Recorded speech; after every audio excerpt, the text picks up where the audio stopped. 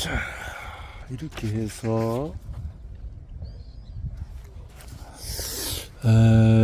정확한 타이밍을 가로막는 가장 큰 걸림돌은 인간의 배란이 완전히 은폐된다는 사실이고, 남성도 여성도 언젠가 배란이 이루어지는지 알지 못한다. 은폐된 배란은 왜 호모 사피엔스에만 있을까?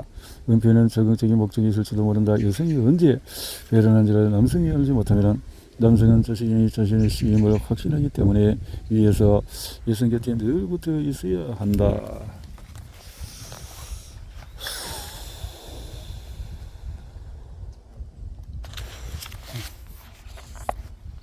때문에 대다수 보혈에는 수정 성공률이 어찌나 높은지, 것은 겸위 직후에 저절로 실제로 임신하지 않았더라도 임신 주기에 돌입한다. 이를테면 토끼와 생기는 정근을 절제한 수컷을 암컷과 겸위시키더라도 암컷의 자궁이 새끼 발달을 위해서 영양을 공급할 준비를 하는데 이를 거짓 임신이라고 한다.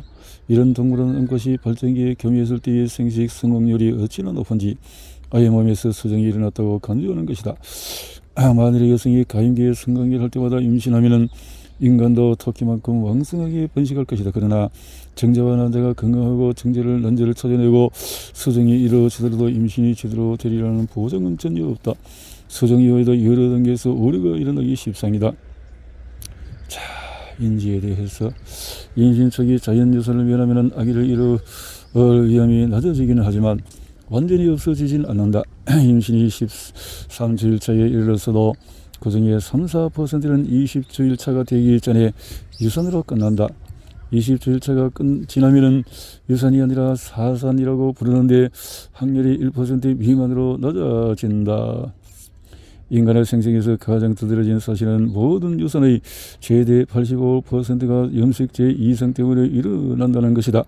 염색체 이상은 3배 아의 염색체가 더 있거나 덜 있거나 망가진 것을 말한다. 계산을 해보면 인간의 정자와 난자가 합쳐져서 생긴 배아가 올바른 개수의 멀쩡한 염색체를 가질 확률은 약 3분의 2에 불과하다. 유산의 나머지 15%는 척추 갈림증이나 물레증 같은 여러 선천성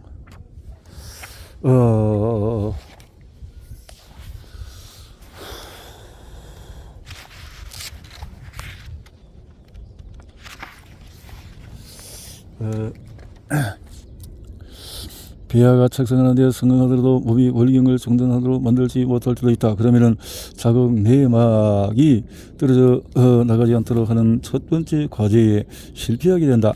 착상한 지 열흘가량 뒤에 다음 월경이 시작되므로 배아는 곧장 인간 육모 생식샘 자극 호르몬을 분비함으로써 내막을 보존하여 월경을 막는다. 그러면 배아는 목욕물과 함께 버려지지 않고 계속 자랄 수 있다. 인간 육모 생식샘 자극 호르몬을 충분히 분비하지 못해서 월경 때에 쓸려나가는 배아도 많다. 정확히 할 수는 없지만 완벽하게 건강한 접합자 중에서 착상하지 못하거나 월경을 막지 못하는 비율은 낮잡아도 15%로 추산이 된다. 사산, 염색체 개수가 정확하고 제대로 착상하고 임시기간 내내 올바르게 발달한 배아는 생식의 마지막 걸림돌을 넘어야 한다. 그것은 사산이다. 고맙게도 현대 의술의 발전으로 사산의 위험이 불쩍 감소하기는 했지만 예전에는 그렇지가 않았다. 사산. 분만 중에 죽는 태아의 비율은 나타내는 전 세계적인 통계는 없다. 대신에 생후 1년 이내에 사망하는 아내의 영아 사망률을 조사한다. 2014년 현재 한나라를 제외해서 모든 주요 선진국의 영아 사망률은 0.5% 미만이다.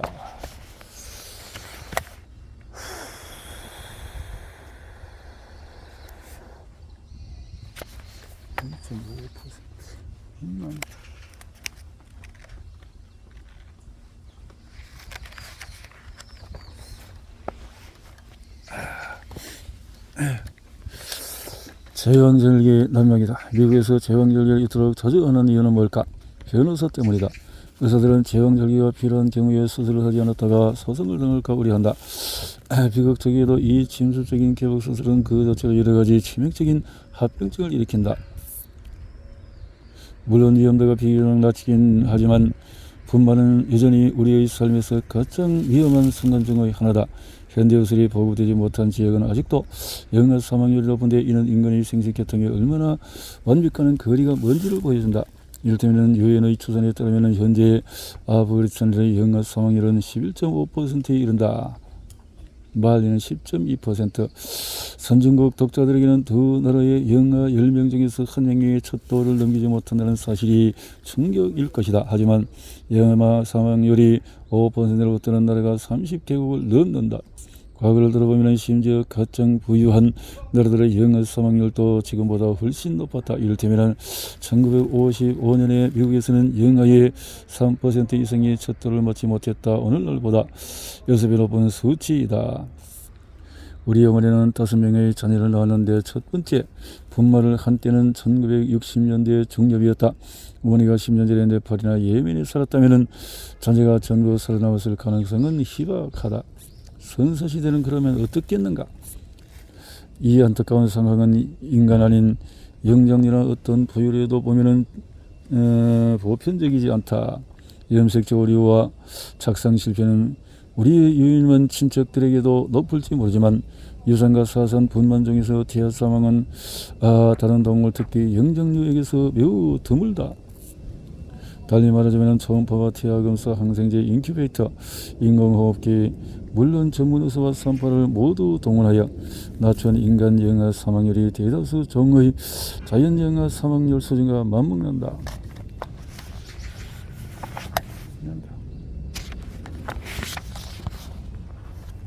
침팬지 오스트랄아브루시 인류에서 왼쪽에서부터 침팬지와 이렇게 인류에 대해서 정리한 자료가 있다는 거죠.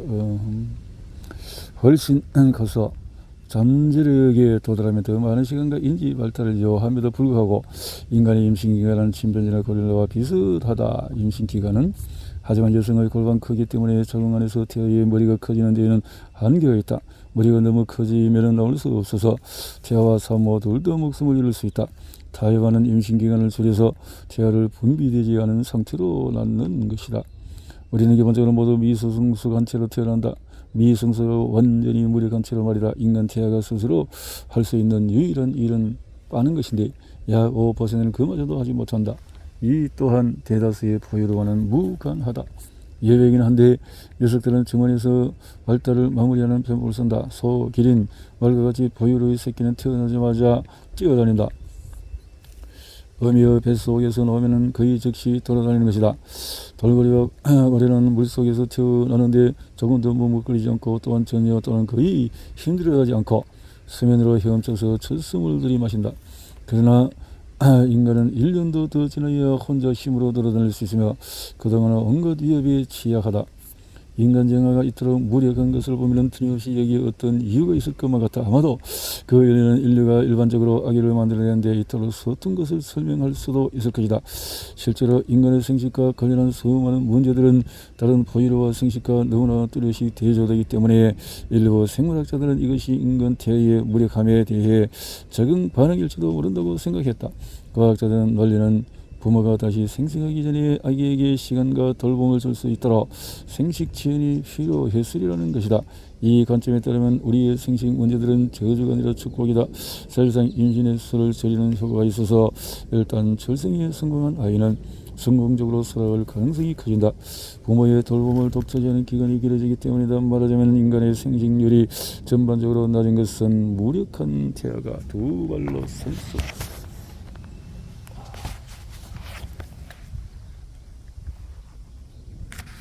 두 발로 설 수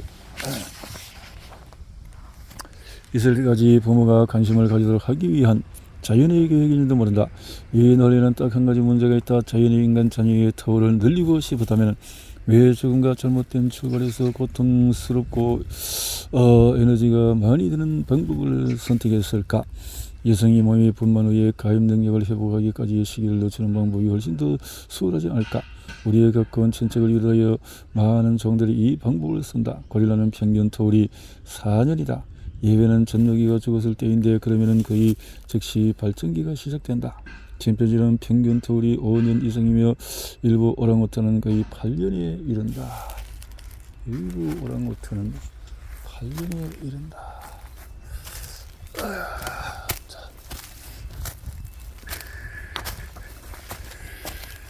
일부 오랑우탄은 8년에 이른다. 자, 이렇게 해서 내 생각에 여성이 분만의 간력을 빨리 회복하는 것은 은폐된 배란의 진화가 낳은 우연한 부산물이다.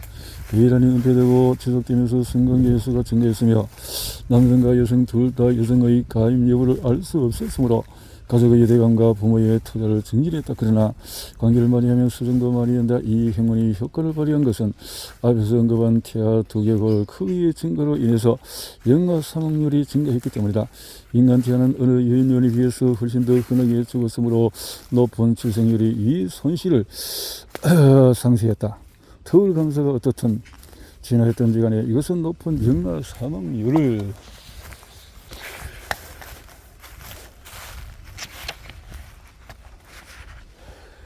그래서 사망률과 관계있다는 거지. 놀라운 일은 아니다. 진화는 계획하지 않기 때문이다.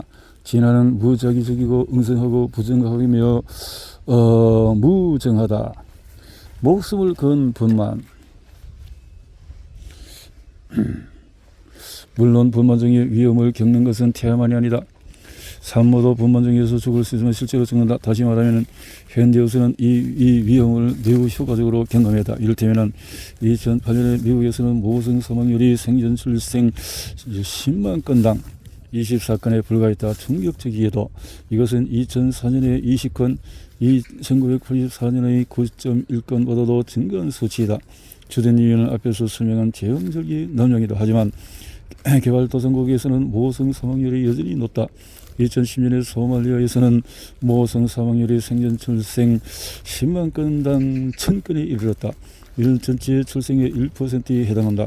개발도상국의 출생률이 훨씬 더 높은 것을 감안하면 여성이 일생에 걸쳐서 분만종에 사망할 전체 확률은 약 10분의 16분의 1이다. 대다수 소말리아에는 일생 동안에 여러 명의 여성을 분만종에 잃는다. 수백 년 전의 모성 사망률이 어느 정도였는지 커다란 논란거리이다. 고대 선사시대 농업 이전 시대는 말할 것도 없다. 이 또한 인간 고유의 현상이다. 야생의 영장류 어미는 의료 기구의 현 혜택 없이도 인간보다 안전하게 분만한다. 침팬지, 보노보, 고릴라를 비롯한 우리의 영장류 사촌 중에서 분만 중에 암컷이 죽었다는 이야기를 들어본 적이 없다. 이 위험은 인간만이 겪는다. 산모에게 특히 위험한 것은 태아가 머리 대신에 발부터 나오는 볼기 분만. 물론 볼기 태위로도 아기를 낳을 수 있지만 훨씬 더 힘들다. 우리의 도움이 없다면 태아의 산모의 사망률이 둘 다 높아진다. 추정치의 편차가 크긴 하지만 볼기 분만으로 인한 사망이나 위험이 산모의 경우에 3배 이상, 태아의 경우에 5배라는데 모두 동의한다. 제왕절개 분만을 결국은 선택을 할 수밖에 없다라는 거고, 석설에 따르면 제왕절개는 율리우스 가이사르의 어머니를 대상으로 처음 시행했다고 한다. 가이사르는 볼기 태위로 있었다. 이 석설은 이제 대체로 거짓으로 치부되지만 제왕절개가 고대에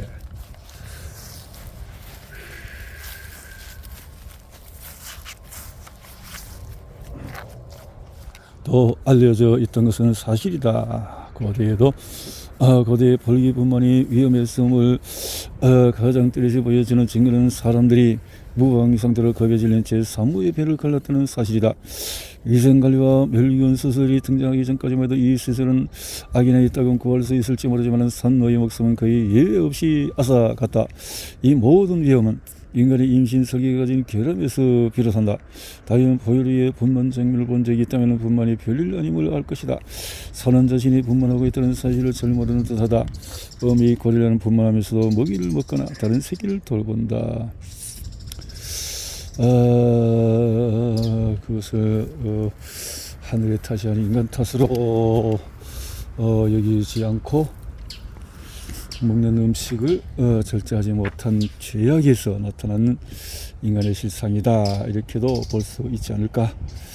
임신과 분만이 여성에게 치명적이라는 점을 논하면서 자궁 외에 임신을 빼놓을 수 없다.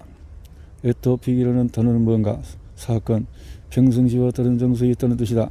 자궁의 임신이 가장 흔히 나타나는 것은 장소는 나팔관이다. 수정란이 자궁이 아니라 나팔관에 착상하는 것은 극히 위험한 상황이며 현대 의술이 도입되기 전에는 산모의 사망으로 이어졌다. 난자는 난소에 배출되면 나팔관 안쪽으로 통과하여 자궁에 도달한다. 그러나 난자는 정자와 달리 처진을 위한 편모 채찍이 없다. 또한 정자와 달리 수백 개의 난세포에 둘러싸여 있는데 이 세포들은 방사관이라는 보호층을 형성한다. 난모 세포도 편모가 없기 때문에 난자와 승무원들을 나팔관을 내리고 정처 없이 떠돈다. 구명정 여러 척을 묶은 채 드넓은 바다 위를 떠다니는 셈이다. 난소에서 자궁까지는 10cm 밖에 되지 않지만 난자가 자궁에 도달하는 데는 일주일이 넘게 걸리기도 한다. 일주일이? 응? 그래요?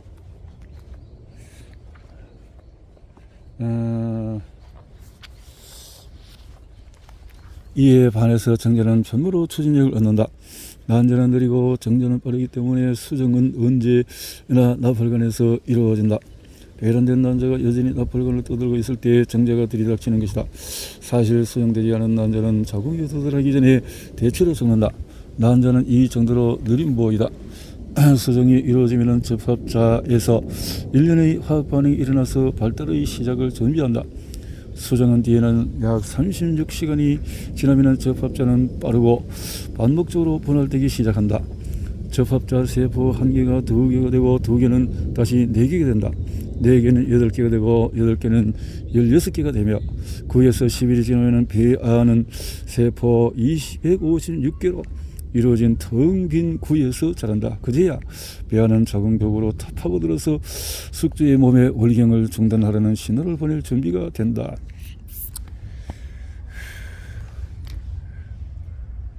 열흘이면 배아가 자궁에 도달하는 데 충분한 시간이지만 문제는 배아가 난자와 마찬가지로 정처 없이 떠돈다는 것이다. 이따금 배아가 256기 단기에 이르러서도 나팔관을 벗어나서 자궁에 도달하지 못하는 경우도 있다. 이렇게 되면 배아나 나팔관 벽이 자궁 벽인 양 파고드는데 이것이 자궁 외 임신이다. 나팔관은 결코 임신을 지탱할 수 없으며 배아의 착상은 기생충이 침입한 셈이 된다. 자궁 외 임신의 형태 중에서 더 희귀하고 기이하고 위험한 것은 있다. 매우 드물긴 하지만 난자가 난소에서 배출되고서 아예 나팔관에 들어가지 못하는 경우다. 그 이유는 신기하게도 나팔관이나 난소에 연결되어 있지 않았기 때문이다. 참 그럴 수도 있다라는 거죠.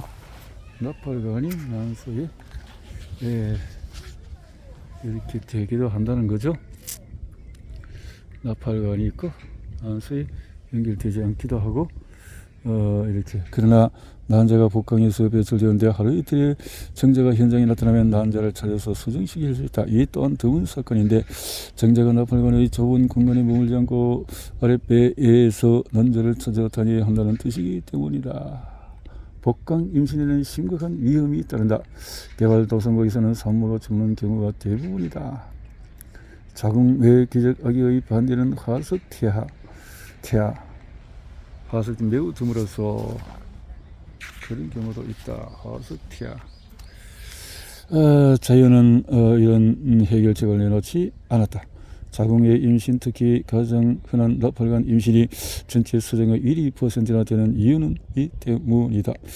나팔관만의 잘못은 아니다. 인간의 생식계통 전체가 비효율과 부실한 설계로 가득하다. 부실한 설계로 가득하다.